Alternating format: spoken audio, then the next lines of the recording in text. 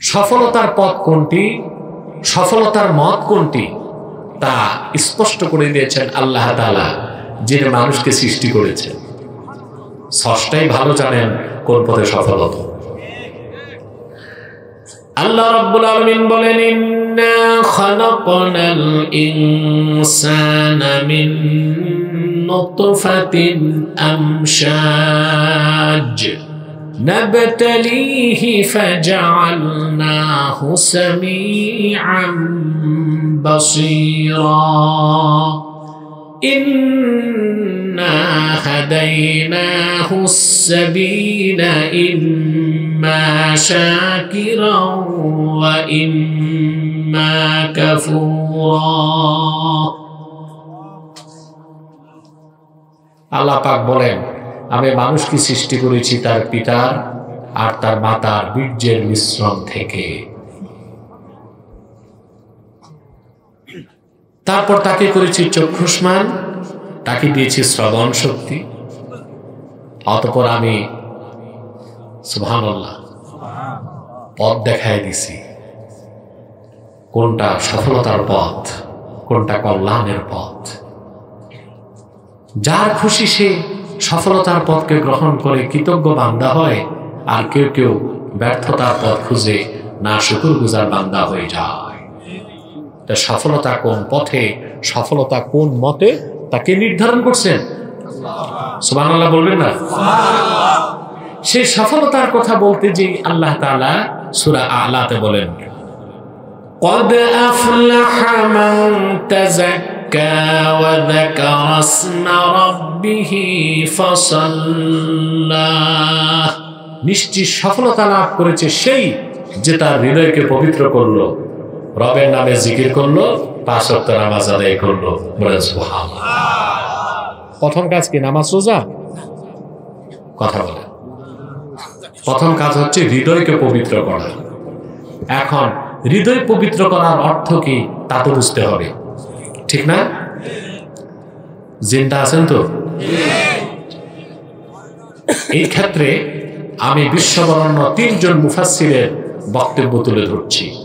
হৃদয় পবিত্র করতে আল্লাহ কি বুঝিয়েছেন, এখানে মন মস্তিষ্ক প্রসূত কোনো ব্যাখ্যা চলবে না। চলবে? বিশ্ববরণ্য মুফাসসির আল্লামা হাফেজ জালালউদ্দিন সুয়ুতী রাহমাতুল্লাহি আলাইহি এই আয়াতের ব্যাখ্যা করতে যে বলেন, কদ আফলাহা মান তাযাক্কা আয় তাহহারা কলবাহু বিল ঈমান। নিশ্চিত সফলতা সেই লাভ করলো যে তার হৃদয়কে ঈমানের নূর দিয়া পবিত্র করে নিল। বলেন সুবহানাল্লাহ। তাহলে হৃদয় পবিত্র হয় ঈমান দিয়ে। কি দিয়ে? ঈমান দিয়ে। হৃদয় পবিত্র করতে হবে ঈমানের মাধ্যমে। ঈমান যতক্ষণ হৃদয়ে না আসবে ততক্ষণ হৃদয় পবিত্র হতে পারে না। আল্লামা ইবনে কাসির রাহমাতুল্লাহি আলাইহি নাম শুনেছেন? জি। তাফসীরুল কোরআনিল আযীমে এই আয়াতের ব্যাখ্যা করতে যে লিখেন, কদ আফলাহা মান তাযাক্কা আয় তাহহারা কলবাহু মিনাশ শিরকি ওয়াল কুফরি ওয়াদ দানাস। নিশ্চিত সফলতা লাভ করলো সেই যে তার হৃদয়কে পবিত্র করলো শিরক থেকে, কুফর থেকে, আর বাতিল আকীদা থেকে। সুবহানাল্লাহ। হৃদয় পবিত্র করা, বুঝতেছেন? ইমামে ফখরুদ্দিন রাজি রাহমাতুল্লাহি আলাইহি এই আয়াতের তাফসীর করতে যে লিখেন, ইন্না মারাতিবা আমালিল মুকাল্লাফি সালাসা। আল্লাহর বান্দার আমলের 3টা স্তর। তার প্রথমটা হলো ইজালাতু আকাইদিল ফাসিদাতি মিনাল কলব। ঈমান আনার মাধ্যমে হৃদয় থেকে শিরক, কুফর, বাতিল আকীদা ধুয়ে মুছে সাফ করে নেওয়া। সুবহানাল্লাহ বলেন। তাহলে বিশ্ববরণ্য 3 জন মুফাসসিরের বক্তব্য আমরা শুনলাম। হৃদয় পবিত্র হবে তখন অন্তরে যখন ঈমান থাকবে, শিরক আর কুফর থাকবে না। বলেন সুবহানাল্লাহ। হৃদয় পাক, ব্যক্তি পাক। হৃদয় না পাক, ব্যক্তি না পাক। হৃদয় পবিত্র, মানুষটা পবিত্র। হৃদয় অপবিত্র, মানুষটা অপবিত্র। এই জন্য কাফের, মুশরিক, বেদিন ও যদি 70 বারও প্রতিদিন গোসল করে লাখ সাবান দিয়া, ও পবিত্র হবে না। কারণ পবিত্র হতে হলে প্রথমেই হৃদয় পবিত্র করতে হবে, আর হৃদয় পবিত্র হয় ঈমানের মাধ্যমে। বলেন সুবহানাল্লাহ। আল্লাহ তাআলা মুশরিকদের ব্যাপারে বলেছেন, ইন্নামাল মুশরিকুনা নাজাস, মুশরিকরা কাফেররা নাপাক হুকমান। আমি বলি শুধু হুকমান না, হাকিকাতান মাজাজান হুকমান, সর্বাবস্থায় তারা নাপাক। সর্বাবস্থায় নাপাক। তাহলে হৃদয় পবিত্র, মানুষটাও সুবহানাল্লাহ। হৃদয়টা একটু আসল জিনিস। আপনার দেহের মূল কি? হৃদয়। সুবহানাল্লাহ। ঈমান আনলে হৃদয় পবিত্র, আর আপনার দেহের মধ্যে মূল হচ্ছে হৃদয়, ঠিক না? আল্লাহ হাবিব ইরশাদ করেছেন, আলা ওয়া ইন্না ফিল জাসাদি মুদগাহ ইযা সালাহাত সালাহাল জাসাদু কুল্লুহু ওয়া ইযা ফাসাদাত ফাসাদাল জাসাদু কুল্লুহু আলা ওয়া হিয়াল কলব। সাবধান, জেনে রেখো, মানুষের দেহের মধ্যে একটি গোশতের টুকরা আছে। এই গোশতের টুকরা যখন ভালো হয়ে যায়, মানুষটা ভালো হয়ে যায়। গোশতের টুকরাটা যখন খারাপ হয়ে যায়, মানুষটা খারাপ হয়ে যায়। সাবধান, জেনে রেখো, সেই গোশতের টুকরার নাম হচ্ছে কলব, হৃদয়, অন্তর, দিল, মন, হার্ট। কোনটা বুঝছেন?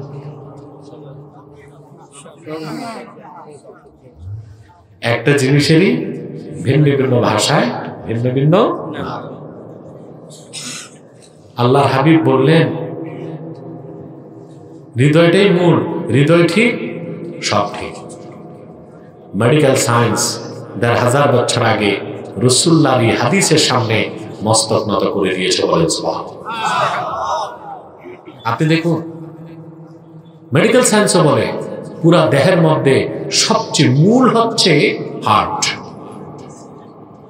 হার্ট হচ্ছে স্ট্রেঞ্জ ক্রিয়েশন অফ অলমাইটি আল্লাহ। আল্লাহ তাআলার মহাশ্চর্য সৃষ্টি হার্ট। সবকিছু চালায় হার্ট। হার্ট কেন চলে? বিজ্ঞান এটার উত্তর খুঁজে পায়নি, কিন্তু কোরআন উত্তর দিয়ে রাখছে ১,৫০০ বছর আগে। মায়ের পেটে সন্তানের বয়স যখন মাত্র 4 মাস 10 দিন হয়ে যায়, তখন থেকে হার্ট চালু হয়। সিস্টল অ্যান্ড ডায়াস্টল, সংকোচন সম্প্রসারণ। হার্টের কম্পন হয় প্রতি মিনিটে 72 বার। কতবার? 60 সেকেন্ডে 1 মিনিট, আর 1 মিনিটে হার্ট 72 বার কম্পন করে। কতবার? সিস্টল অ্যান্ড ডায়াস্টল, সংকোচন সম্প্রসার।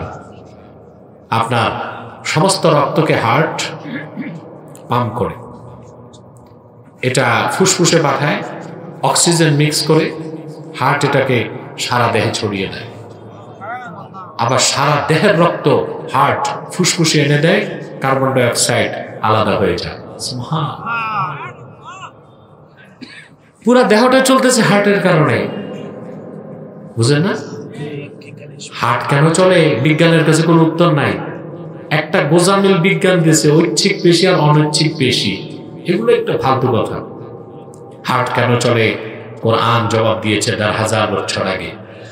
وَيَسْأَلُونَكَ عَنِ الرُّوحِ قُلِ الرُّوحُ مِنْ أَمْرِ رَبِّي وَمَا أُوتِيتُم مِّنَ الْعِلْمِ إِلَّا قَلِيلًا। মুহাম্মদ সাল্লাল্লাহু আলাইহি ওয়াসাল্লাম, আপনাকে কাফেররা জিজ্ঞেস করে রূহ কি? আপনি বলুন, রূহ হচ্ছে আমার রবের একটা হুকুম। আল্লাহর হুকুমে, রূহের কারণে হৃৎপিণ্ড চলে। সুবহানাল্লাহ বলবেন না? তাহলে অবশ্যই বিজ্ঞান দিয়ে কোরআনকে জাস্টিফাই করা যাবে না, কোরআন হাদিস দিয়ে বিজ্ঞানকে জাস্টিফাই করতে হবে। ঠিকটা তো ঠিক মতো বললেন না? প্রিয় সুধী, এই হার্ট এই হৃৎপিণ্ড, আমি বলে থাকি human body as like state, heart is the capital of this state. মানুষের দেহটা যদি একটা রাষ্ট্রের মতো, তো হার্ট হচ্ছে, কলব হচ্ছে সে রাষ্ট্রের রাজধানীর মতো। মডার্ন ওয়ার পলিসি, আধুনিক যুদ্ধনীতি বলে রাজধানী যার দখলে দেশ তার দখলে। ঠিক। বাংলাদেশের প্রমাণ পাইছেন? 16 বছর রাজধানী দখল করতে পারেন নাই, দেশও দখল করতে পারেন নাই। আর যখন আলেম ওলামা ছাত্র জনতা রাজধানী দখল করছে, জালেমরা গোষ্ঠী সুদ্ধা দেশ ছেড়ে পালাইছে।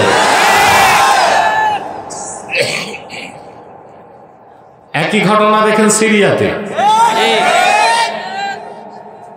11 বছর বাশার আল আসাদ নির্যাতন করছে। এখন যারা সিরিয়া দখল করছে, ইহুদিদের পা চাটা দালাল সাংবাদিকরাই তাদেরকে সন্ত্রাসী বলে। যারা দখল করছে তারা সুন্নি মুসলমান, মুজাহিদ ইসলাম, তারা জিহাদের অস্ত্র হাতে তুলে নিয়েছে।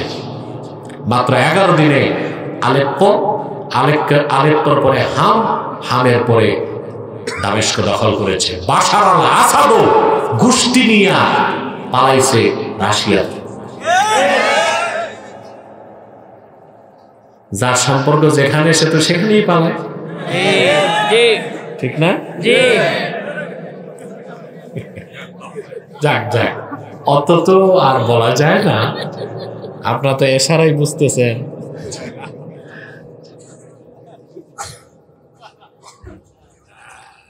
প্রিয় সুধী, সাবধান, যারা HTS হায়া তাহরির আশাম, এরা মুজাহিদ গোষ্ঠী, এদেরকে সন্ত্রাসী বলবেন না। গণতন্ত্র প্রতিষ্ঠার জন্য বিপ্লব আর অভ্যুত্থান করে 10 লাখ মানুষ মেরে ফেললো, ওইটা সন্ত্রাস হয় না। আর ইনসাফ ও জাস্টিসকে প্রতিষ্ঠার জন্য ইনসাফের তরবারি হাতে নিলে, জিহাদের নাম নিলে, ওইটা জঙ্গিবাদ হয়ে যায়, ওটা সন্ত্রাস হয়ে যায়।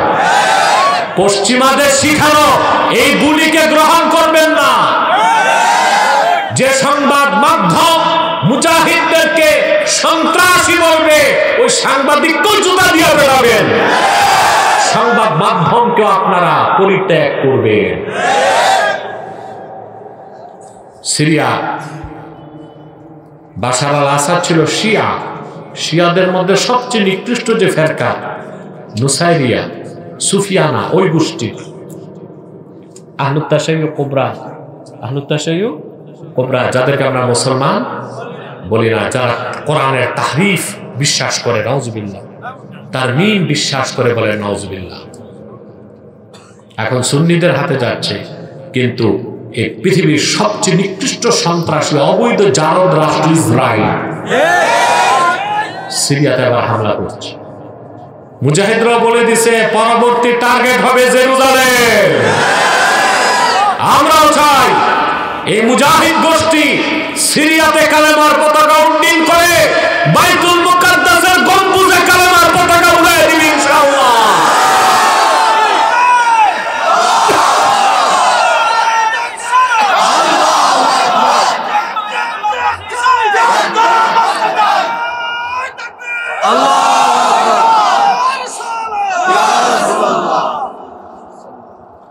রাজধানী যার দখলে, দেশ তার দখলে। শয়তান আবার এটা ভালো করে জানে, সেজন্য সে মানুষের নাক কান দখল করে না, দখল করে কি রাজধানী। সে জানে রাজধানী আমার হলে মানুষটাও আমার।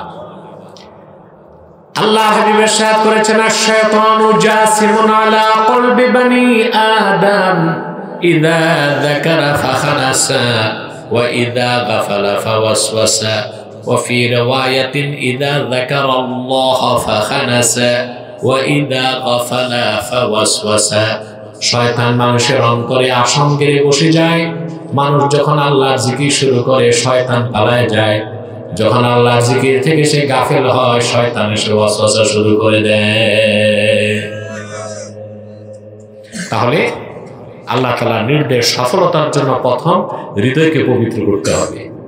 আর হৃদয় পবিত্র হবে যখন আপনি ঈমান আনবেন, শিরক আর কুফর অন্তর থেকে বেরিয়ে যাবে। সুবহানাল্লাহ বলবেন। আবার বলছি, হৃদয় পাক মানুষ পাক, হৃদয় না পাক মানুষ। আল্লাহ রাব্বুল আলামিন ঘোষণা করে দিলেন, তবে তাদের মধ্যে যারা তওবা করে ঈমান এনে হৃদয়কে পবিত্র করে নিবে, নেক আমল করবে, আল্লাহ তাআলা তাদের জীবনের সব গুনাহ মাফ করে তাদের গুনাহগুলোকে আল্লাহ রাব্বুল আলামিন নেকের দ্বারা বদল করে দিবে।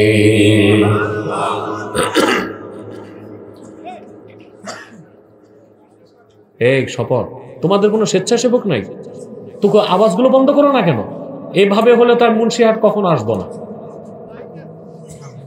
আমাকে কি তোমরা ওই বক্তা মনে করছো নাকি, যে আমি একদিকে মুখস্থ কথা বলবো আরেকদিকে হইচই হবে, ডিস্টার্ব হবে? এটা হবে না।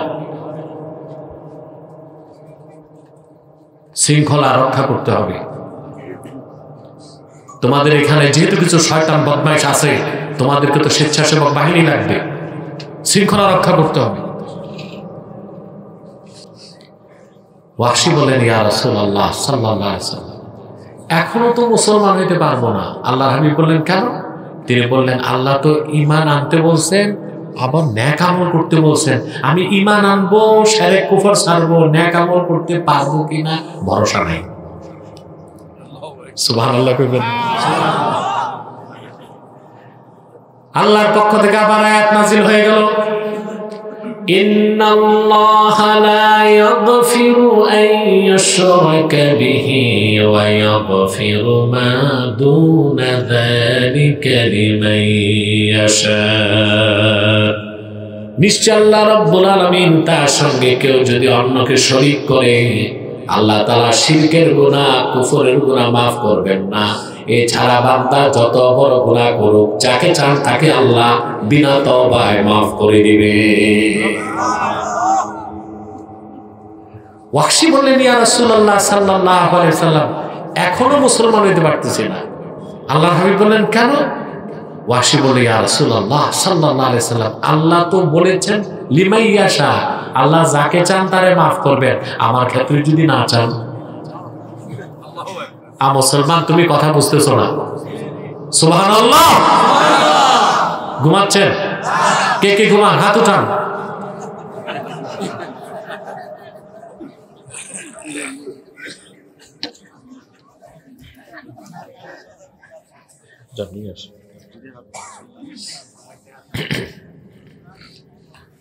কথা বুঝতেছেন? ওয়াহশী বললেন, আল্লাহ যদি আমার ক্ষেত্রে না চান, আল্লাহ তো বলেছেন যারটা চান তারে মাফ করবেন, আমাকে যদি না চান। খেয়াল করছেন? একটা কথা বুঝে আসছে। সুবহানাল্লাহ। আল্লাহর হাবিবের সাহাবীরা ১৫০০ বছর আগে রাসূলুল্লাহর কাছ থেকে আল্লাহর জান্নাত লিখাই নিছে। সুবহানাল্লাহ, সুবহানাল্লাহ। এমনি কি আমাদের আকীদা সাহাবায়ে কেরাম সত্যের মানদণ্ড? এমনি? সুবহানাল্লাহ।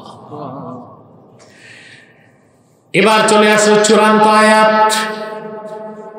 আল্লাহ ঘোষণা করলেন, কুল ইয়া ইবাদিয়াল্লাযীনা আসরাফু আলা আনফুসিহিম লা তাকনাতু মির রাহমাতিল্লাহ ইন্নাল্লাহা ইয়াগফিরুদ যুনুবা জামিআ ইন্নাহু হুয়াল গফুরুর রহিম। আল্লাহ ঘোষণা করলেন, প্রিয় হাবিব মুহাম্মদ সাল্লাল্লাহু আলাইহি ওয়াসাল্লাম, আপনি ঘোষণা করে দিন, ও আমার বান্দারা, তোমরা যারা নিজেদের উপর জুলুম করেছো, লা তাকনাতু মির রাহমাতিল্লাহ, আল্লাহর রহমত থেকে নিরাশ হয়ো না। আল্লাহ তোমাদের জীবনের সব গুনাহ মাফ করে দিবেন, তিনি গফুরুর রহিম। ওয়াহশী বললেন, হাতি ইয়াদাক উবাইউকা ইয়া রাসূলুল্লাহ, আয় আল্লাহর হাবিব, আপনার নূরের হাতটা বাড়ায় দেন, সেই হাতে হাত রেখে আর দেরি করতে চাই না, এখনই আমি আপনার দিনের কালেমা পড়ে মুসলমান হয়ে যাব। সুবহানাল্লাহ। ওয়াহশী মুসলমান হয়ে গেলেন। তাহলে 1 ঘন্টা আলোচনার টিচিং কি শিক্ষা পেলেন? হৃদয় পাক করতে হবে, শিরক আর কুফর অন্তর থেকে দূর করতে হবে, ঈমান দিয়া হৃদয় পাক করতে হবে। পারবেন না ইনশাআল্লাহ? ইনশাআল্লাহ। এরপর আল্লাহ তাআলা বলেন ওয়া যাকারা ইসমা রাব্বিহ, অতঃপর রবের নামের জিকির করলো। কার নামের? রবের নামের। এই জিকির অর্থ কি? রাগ করবেন না, আমার দেশে অধিকাংশ মানুষ আল্লাহর জিকিরের হাকিকতটা বুঝে না।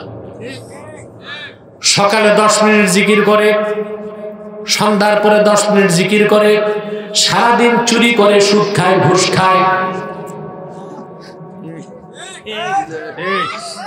পাল্লায় ওজনে কম দেয়, ইয়েতিম ভাতিজার সম্পদ হরণ করে নেয়, আরেকজনের ক্ষেতের সীমানা ধাক্কাধাক্কি করে, বিচার আচারে বসলে 2 দিক থেকে পয়সা বাইপাস করে। এগুলো নাই মুন্সিহাটে, কিন্তু দেখা যায় পীরের মুরিদ সকালেও জিকির করতেছে, বিকালেও, সকালেও মোরাকাবা ঠিক, সন্ধ্যায় মোরাকাবা, মাঝখানে শয়তানের তাবেদারি করতেছে। না, এরকম জিকির আল্লাহ চান নাই। এই জন্য ইমাম রাজি এই 2 আয়াতের ব্যাখ্যায় বলেন ইন্না মারাতিবা আমালিল মুকাল্লাফি সালাসা, আল্লাহর বান্দার আমলের 3টা স্তর। তার প্রথমটা হচ্ছে ইজালাতু আকাইদিল ফাসিদাতি মিনাল কলব, অন্তর থেকে ঈমান এনে শিরক কুফর বাতিল আকীদা দূর করা। 2 নাম্বার হচ্ছে ইস্তিহদারু মারিফাতিল্লাহি আযজা ওয়া জাল্লা ফিল কলব, অন্তরের সর্বাবস্থায় আমার আল্লাহর স্মরণ রাখতে হবে, আল্লাহর মারিফতের ইলম অর্জন করে মারিফতের নূর দিয়া সিনাটারে মুনাওয়ার করতে হবে। সুবহানাল্লাহ। সব সময় আল্লাহর স্মরণ অন্তরে রাখতে হবে, সর্বাবস্থায় আল্লাহর জিকির, আল্লাহর ভয় যার অন্তরে, ও সুদ খেতে পারে না, ঘুষ খেতে পারে না, জানাবি বিচার করতে পারে না, যদি করেও ফেলে তাৎক্ষণিক আল্লাহর ভয়তে সে তওবা করবে। আর আল্লাহর ভয় আর আল্লাহর জিক্র, আল্লাহর মারিফত যার অন্তরে নাই, ও বাই চেইন একের পর এক গুনাহ করে যাবে, ঠিক না? অতএব আমরা আল্লাহর স্মরণ অন্তরে রেখে গুনাহের কাছ থেকে বাঁচব। 3 নাম্বার কাজ ফাসাল্লাহ, এটা হলো ওয়াল মুদাওয়ামাতু ফি খিদমাতিল্লাহ, আল্লাহর খেদমতে নিয়োজিত থাকা। অর্থাৎ বান্দার কাজ ঈমান আনার পরে আল্লাহর স্মরণ অন্তরে রাখবে আর আল্লাহর গোলামিতে নিয়োজিত থাকবে। সেই গোলামি হচ্ছে 5 ওয়াক্ত নামাজ। সুবহানাল্লাহ বলবেন না? বেনামাজিকে আমরা কাফের বলতে পারি না। আহমদ বিন হাম্বল কাফের বলছেন। আহমদ ইবনে হাম্বল বুখারীর ওস্তাদের ওস্তাদ, 99 বার স্বপ্নে আমার আল্লাহকে দেখছেন। কম বড় ইমাম না, উনি বলেছেন ইন্না তারিকা সালাতি ইউকাফফার ওয়া ইউকতালু মুরতাদ্দা, যে নামাজ পড়বে না সে কাফের, আর তাকে হত্যা করা হবে কাফের হিসেবে। অর্থাৎ বেনামাজিকে হত্যা করে তার গোসল নাই, দাফন নাই, জানাজাও নাই, কাফনও নাই। কার ফতোয়া? শাফিয়ার মালিক বলছেন না, ইন্না তারিকা সালাতি লা ইউকাফফার ওয়ালাকিন ইউকতালু হাদ্দা, বেনামাজিকে হত্যা করা যাবে না, তবে মৃত্যুদণ্ড দিতে হবে হদ হিসেবে। অর্থাৎ মুসলিম হিসেবে মৃত্যুদণ্ড কি কার্যকর হবে, কাফের হিসেবে না। অর্থাৎ হত্যা করার পর তার গোসলও আছে, জানাজাও আছে, কাফনও আছে। বড় 3 ইমামের মতেই তো বেনামাজির শাস্তি মৃত্যুদণ্ড। আর আপনারা বাংলাদেশে উল্টো করতেছেন, যে বেনামাজি তারে মেম্বার বানান, চেয়ারম্যান বানান, নেতা বানান, নেতৃত্বে দিয়ে দিচ্ছেন। এটা কেমন কাজ? কথা বলে না, এটাই করতেছেন না? অথচ প্রত্যেকটা দলে কিছু লোক আছে নামাজি, একসাথে দেন দুইটা চেয়ার, এদিকে নিয়ে আসেন। আপনার ডানে চলে আসেন। কথা বুঝতেছেন? প্রত্যেকটা দলে কিছু নামাজি লোক নাই? নামাজি লোকটারে ভোট দেয় না, ভোট দেয় যার হারাম পয়সা আছে, আঙ্গুল ফুলে কলা গাছ, ঠিক না? তারপরে দুর্মুজ বাহিনী আছে, পিস্তল বাহিনী আছে, দুর্নীতিবাজ, লম্পট, চাঁদাবাজ, সন্ত্রাসী, তাকে আপনারা ভোট দেন এবং নির্বাচিত করেন। অথচ বেনামাজি, তিনটি মাযহাবের মতে বেনামাজি শাস্তি কি? মৃত্যুদণ্ড। রইল শুধু ইমাম আজম আবু হানিফা রহমতুল্লাহ, আমাদের ইমাম, ঠিক না? আপনার ডানে চলে আসেন মুরব্বীরা, চেয়ার দুইটা একসাথে থাকবে। ডানে চলে আসেন, আপনার ডান পাশ।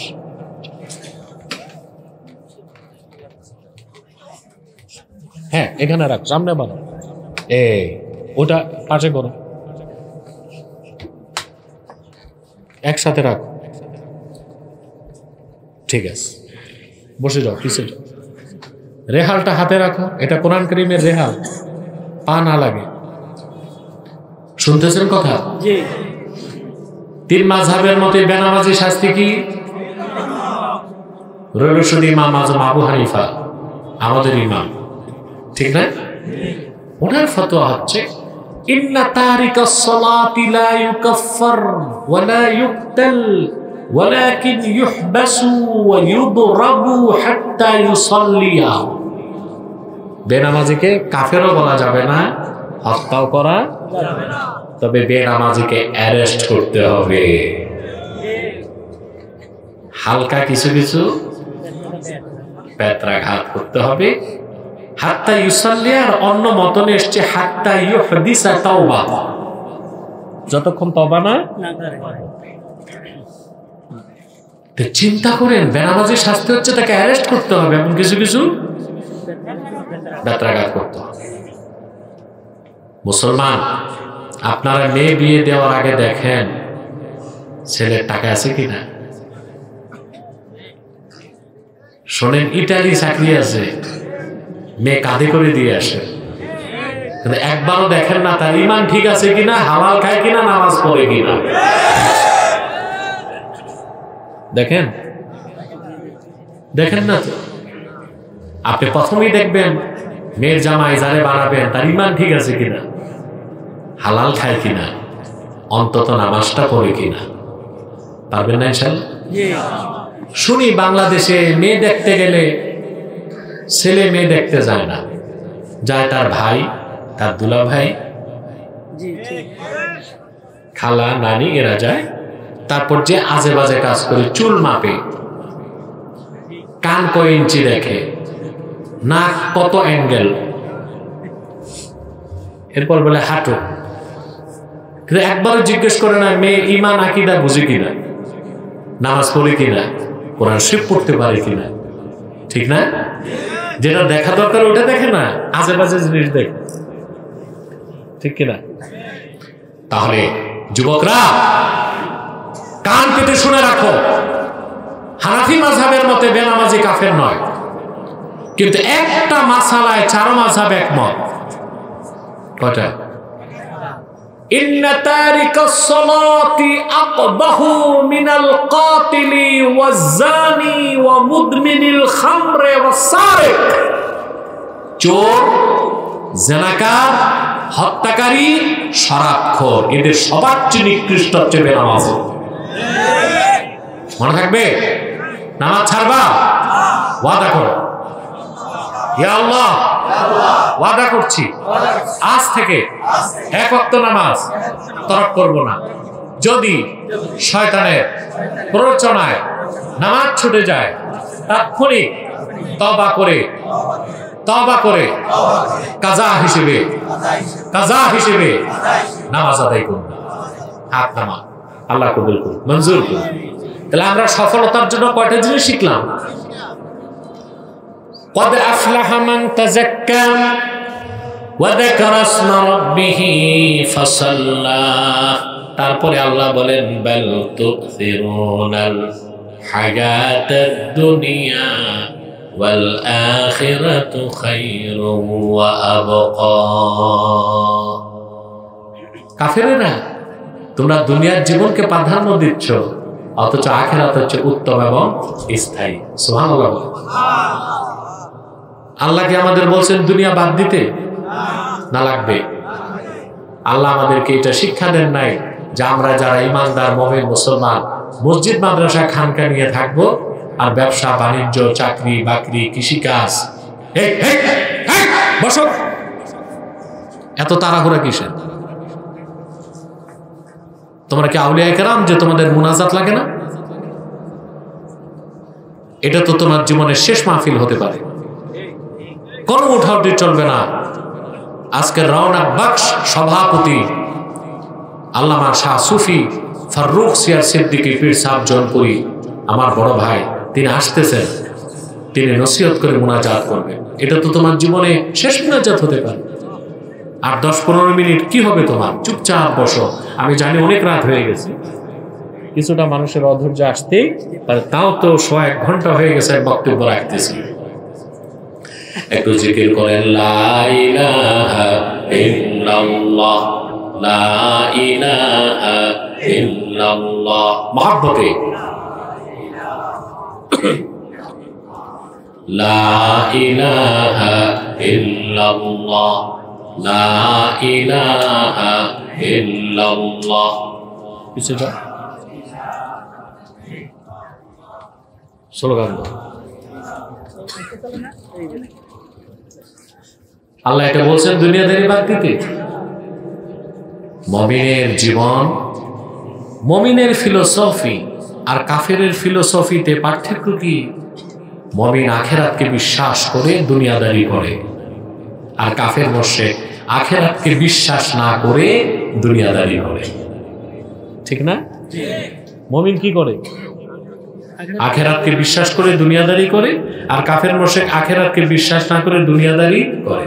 এজন্য মুমিনের দুনিয়াদারিটা হচ্ছে মানবিক, আর কাফেরের দুনিয়াদারিটা হচ্ছে পশুর মতো পাশবিক। কথা বুঝতেছেন? জি। আপনি দুনিয়া ছাড়তে পারবেন না তো, দুনিয়া ততটুক প্রয়োজন যতটুক। আল্লাহ তাআলা কিছু জিনিসকে চিত্তাকর্ষক করে দিয়েছেন দুনিয়ায়, আপনি ছাড়তে পারবেন না। পারবেন? আল্লাহ রাব্বুল আলামিন বলেন যুইনা লিন-নাসি হুব্বুশ শাহাওয়াতি মিনান নিসাই ওয়াল বানিনা ওয়াল কানাতিরিল মুকানতারাতি মিনাদ-যাহাবি ওয়াল ফিদ্দাতি ওয়াল খাইলিল মুসাওওয়ামাতি ওয়াল আন'আমি ওয়াল হারথ ذلك متاع الحياة الدنيا والله عنده حسن المآب। মানুষের জন্য চিত্তাকর্ষক করে দেওয়া হয়েছে নারীর প্রতি আকর্ষণ। সন্তানদের প্রতি টান, কারি কারি সোনারূপা, চিত্তাকর্ষক ঘোড়া, গৃহপালিত পশু আর কৃষিকাজ। আপনার যদি স্ত্রী না থাকতো, সন্তান না থাকতো, আপনি কি চাকরি করতেন, ব্যবসা করতেন, খাইতেন আর খাম্বার মতো দাঁড়ায় থাকতেন? ঠিক না? এই যে এতগুলো জিনিস দিয়ে আল্লাহ তাআলা দুনিয়াটারে সাজায় দিয়েছেন, তো এই জন্য আপনারা ব্যবসা করেন, চাকরি করেন, বিদেশে যান। ঠিক না? এগুলোকে আল্লাহ তাআলা চিত্তাকর্ষক করে দিয়েছেন মানুষের জন্য। তো মুমিন এই সবগুলো কাজ করে, সুবহানাল্লাহ। মুমিন বিয়ে করে, শাদী করে, সন্তানকে লালন পালন করে, সোনা রূপা কামাই করে, সবকিছু করে শরীয়তের নীতিতে, পরকালকে বিশ্বাস করে। আর কাফের মুশরিক শরীয়তকে না মেনেই এগুলো করে। যেমন নারীর প্রতি টান মুমিনেরও থাকবে, কাফেরেরও থাকবে। পার্থক্য হচ্ছে মুমিন বিয়ের পরে নারীর প্রতি আকর্ষণ হবে, কাফের মুশরিক বিয়ে বহির্ভূত আকর্ষণ। ঠিক না? আল্লাহ এখানে আইন দিয়ে দিছেন, নারীর প্রতি যে টান, বলে দিছেন তুমি বিয়ে করো। কি করো? فانكحوا ما طاب لكم من النساء مثنى وثلاث ورباع وإن خفتم ألا تعدلوا فواحدة তোমরা তোমাদের পছন্দের মেয়েদেরকে বিয়ে করো, দুইটা, তিনটা, চারটা। আর যদি ভয় পাও যে ইনসাফ করতে পারবা কিনা, তাহলে একটা। আমাদের দেশে অনেকে মাসালা জানে না, বলে যে 4 বিয়ে করা সুন্নাত। এটা কোনো কিতাবে নাই। 4 বিয়ে করা জায়েজ। 4 বিয়ে করা কি সুন্নাত বলার সুযোগ নাই। আল্লাহ 4 বিয়ের অনুমোদন দিয়েছেন। অতএব বৈধভাবে আপনি নারী, সন্তান সন্ততি, ব্যবসা বাণিজ্য, চাকরি বাকরি, দুনিয়াদারি করতে পারবেন, তাতে আখিরাতের কোনো ক্ষতি হবে না। আর যদি আপনি শরীয়তের বাইরে যে দুনিয়াদারি করেন, তখন আখিরাতটা আপনি ভুলে গেলেন, দুনিয়াই আপনার কাছে মূল হয়ে গেল। বলেন নাউজুবিল্লাহ। সেজন্য আল্লাহ রাব্বুল আলামিন বলেছেন, বাল তুসিরুনাল হায়াতাদ দুনিয়া ওয়াল আখিরাতু খায়রুন ওয়া আবকা। আল্লাহ তিরস্কার করেছেন কাফেরদেরকে, মুশরিকদেরকে, তোমরা দুনিয়ার জীবনটাকে প্রাধান্য দাও। কাফেরদের কাজই তো এটা, ওরা যা করে দুনিয়ার জন্য, আর মুমিনরা যা করে আখিরাতের জন্য। সুবহানাল্লাহ, ঠিক না? কাফেররা যা করে কি জন্য? আর মুমিনরা যা করে আখিরাতের জন্য। সুবহানাল্লাহি বিহামদি। কাফেরদের চরিত্র কি আল্লাহ বলেন?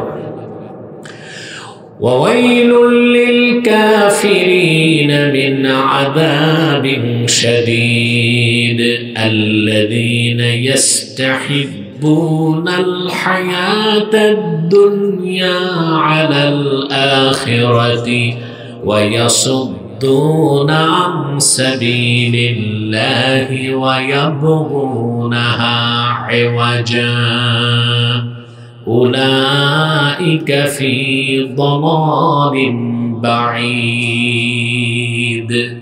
যারা কাফের, তারা দুনিয়ার জীবন আখিরাতের জীবন থেকে দুনিয়ার জীবনকে প্রাধান্য দেয়। আল্লাহ পাক বলেন, তারা সরল সহজ পথকে, আল্লাহর পথ থেকে মানুষকে সরাতে চায়, আর আল্লাহর পথকে বাঁকা করতে চায়। পারে না, পারবে না। সুবহানাল্লাহ বলেন। আল্লাহ বলেন তারা সুস্পষ্ট গোমরাহিতে নিমজ্জিত। এরপরে আল্লাহ তাআলা বলেন, অতএব প্রাধান্য দিবেন কি? আখিরাতকে। কিন্তু দুনিয়াদারি করবেন ততটুকু প্রয়োজন যতটুকু শরীয়তের নীতিতে। পারবেন ইনশাআল্লাহ? আপনি হালাল পথে কোটি টাকা না, মিলিয়ন, বিলিয়ন, ট্রিলিয়ন টাকা কামাই যদি করেন, ঠিক মতো নামাজ পড়েন আর যাকাত ঠিক মতো দেন, আপনার ওই টাকা কামাইয়ের কারণে জাহান্নামে যাওয়ার দরকার হবে? কথা বলেন। আপনি যদি মুমিন হন, হালাল পথে টাকা কামাই করেন, ঠিক মতো নামাজ পড়েন, শরীয়তের হুকুম মানেন, আর সময় মতো যাকাত আদায় করে দেন, আপনি কি জাহান্নামে যাবেন? আল্লাহ রাব্বুল আলামিন বলেন, রিজালুন লা তুলহিহিম তিজারাতুন ওয়ালা বাইউন আন যিকরিল্লাহি ওয়া ইকামিস সালাতি ওয়া ইতাইজ যাকাতি ইয়াখাফুনা ইয়াওমান তাতাকাল্লাবু ফীহিল কুলুব ওয়াল আবসার। আল্লাহ বলেন, আমার হাবিব মুহাম্মদ সাল্লাল্লাহু আলাইহি ওয়াসাল্লামের উম্মতের মধ্যে এমন কিছু মানুষও আছে, ব্যবসা বাণিজ্য চাকরি যাদেরকে আল্লাহর জিকির থেকে দূরে সরাতে পারে না। সময় মতো তারা নামাজ আদায় করে নাই, সময় মতো যাকাত আদায় করে, আর সব সময় তারা সেই দিনটাকে ভয় করে যেদিন আল্লাহর ভয়তে সমস্ত মানুষদের চক্ষুগুলো আর অন্তরগুলো কম্পন করতে থাকবে। হালাল পথে চলতে হবে আপনাকে, আখিরাতের বিশ্বাস অন্তরে রাখতে হবে। পারবেন না ইনশাআল্লাহ? আল্লাহ তাআলা বলেন, ইন্না হাযা লাফিস সুহুফিল উলা সুহুফি ইব্রাহিম ওয়া মূসা। আখিরাতের এই কথা পূর্বের সহিফাগুলো তো এসেছে, বিশেষ করে ইব্রাহিমের উপর অবতীর্ণ সহিফা এবং বিশেষ করে মুসার উপর অবতীর্ণ তাওরাতেও আখিরাতের কথা বলা হয়েছে। আজকে আমরা সূরা আ'লা থেকে যে 6টা আয়াতের ব্যাখ্যা শুনলাম, মনে থাকবে ইনশাআল্লাহ? কি শুনলাম? আমাদেরকে শিরক কুফর অন্তর থেকে দূর করে ঈমানের নূর দিয়া অন্তরকে পবিত্র করতে হবে, ঠিক না? আল্লাহর জিকির সবসময় অন্তরে রাখতে হবে। 3 নাম্বার 5 ওয়াক্ত নামাজ কথা বলে না আদায় করতে হবে। 4 নাম্বার আখিরাতের বিশ্বাস মজবুত ভাবে অন্তরে রেখে দুনিয়াদারি করতে হবে। আজকে প্রায় 1.5 ঘন্টা আমরা যা শুনলাম, এই সবক মনে থাকবে ইনশাআল্লাহ? আল্লাহ কবুল করুক, মঞ্জুর করুক, আল্লাহুম্মা আমিন। সম্মানিত সুধী, ইত্তেহাদ মাআল ইখতিলাফ ইসলামী শরিয়ার আলোকে বৈধ কিনা, এই প্রশ্নটা উদ্দেশ্য হচ্ছে যে ইখতিলাফ সহকারে আমাদের মধ্যে তো বিভিন্ন বিষয়ে ইখতিলাফ আছে না, তারপরও আমরা এক হইতে পারি কিনা। দেখুন, বাতিল কোন ফেরকার সাথে ইত্তেহাদ হইতে পারে না, এটা জায়েজ নাই, বরং আপনাদের ঈমান নষ্ট হয়ে যাবে। তবে মাসলাকে মাসলাকে ইত্তেহাদ হইতে, কেউ জনপুরের মুরিদ, কেউ ফুরফুরার মুরিদ, কেউ কওমি মাদ্রাসার, কেউ আলিয়া মাদ্রাসার, তারা বৃহৎ স্বার্থে এক প্ল্যাটফর্মে আসতে পারে, ঐক্যবদ্ধ হইতে পারে। যেটা আমরা বলি মাসলাক যার যার, দ্বীন ইসলাম সবার। কিন্তু কোন বাতিল ফেরকার সাথে ঐক্যবদ্ধ এই ইত্তেহাদ করার কোনো সুযোগ নাই।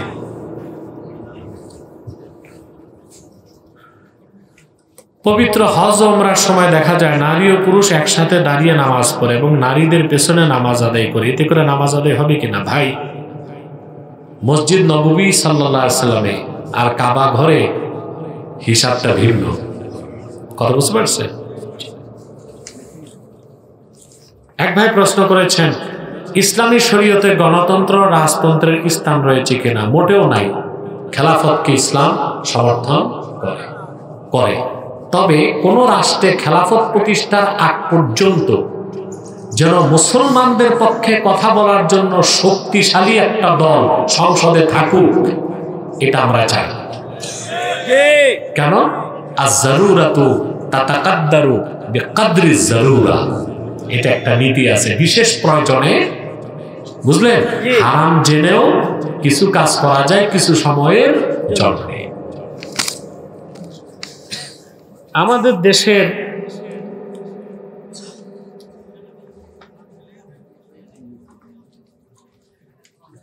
এইসব বাজে বক্তার বাজে কোনো প্রশ্ন করবেন না। ওই কি নায়িকা নিয়ে কি হয়েছে নাকি, এগুলো আমি বুঝি টুঝি না। এগুলো কিছু দেশে ফালতু বক্তা টক্তা আছে, এগুলোর কোনো প্রসঙ্গই টানবেন না। এরকম মাহফিল এগুলোর প্রশ্ন করবেন না। আহমদ ইবনু হাম্বল আল্লাহকে 99 বার স্বপ্নে দেখেছে বললেন, কিন্তু আল্লাহর তো আকার নাই, তাহলে কিভাবে দেখলেন?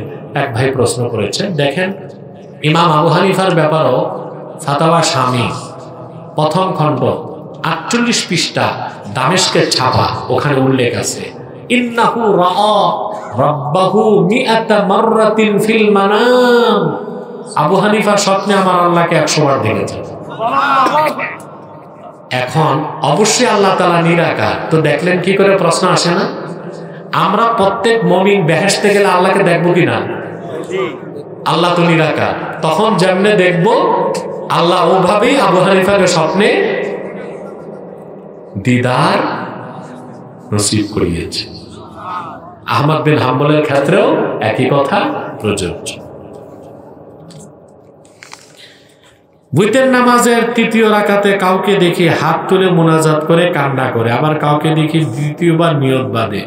ওইটা যাদের দেখছেন তারা হানাফি মাযহাবের না, কেউ শাফি মাযহাবের, কেউ বালা মাযহাবি। আপনারা যেভাবে বুইতের পড়েন ওভাবেই পড়বেন। দোয়া মুনাজাত সব হচ্ছে নামাজের পর হাত তুলে। আল্লাহ আমাদেরকে কবুল। আবার কি, আমার মুখে জড়তা আছে, কথা বলতে কষ্ট হয় আমার, কি আমল করলে আমার মুখের জড়তা চলে যাবে? সুন্দর প্রশ্ন করেছেন। মুখে যদি জড়তা থাকে আপনি বেশি বেশি পড়বেন রব্বিশ শাহরি সদরি ওয়ায়াসসির লি আমরি ওয়াহলুল উকদাতাম মিন লিসানি ইয়াফকাহু কওলি। তাহলে আপনার মুখের জড়তা তোতলামি চলে যাবে ইনশাআল্লাহ। আল্লাহ আমাদেরকে কবুল করুক, মঞ্জুর করুক। বলো আল্লাহ আমিন। যা দাঁড়িয়ে আছেন বসে যান, বসে যান।